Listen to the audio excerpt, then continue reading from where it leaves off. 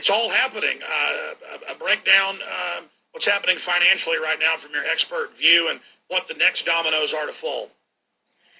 We saw this week that, as we've been talking about, as I've been writing about, and some others, not enough, obviously, that the Fed basically stepped in to supposedly bail out Europe. That's a very, very simplistic and really wrong way of looking at what the Fed did. What the Fed did was use what it called a rescue package for Europe in order to basically rescue, again, U.S. banks that have had exposure to Europe through a massive increase in derivatives, in leverage, in all sorts of trades, where they basically dared European government after European government to try and deal with them. And as things were falling apart, the Fed stepped in. They looked at the positions of companies like Goldman Sachs, and I believe there were conversations that happened. We don't know about them. These things come out, years later, the calls that happened between the Fed, the Treasury Department, the major bank CEOs.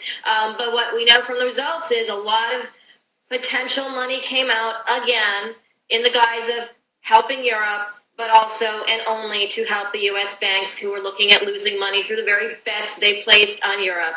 And so yet again, just like we had in the subprime crisis, these banks create these crazy toxic securities, assets, derivative transactions. They've increased their derivative transactions by 20% just from last year to this year. But going into the subprime crisis, same thing. They do bad bets, and they get bailed out by the Federal Reserve and the sort of backup of the Treasury Department. And it's just happening again. It's manifesting in Europe.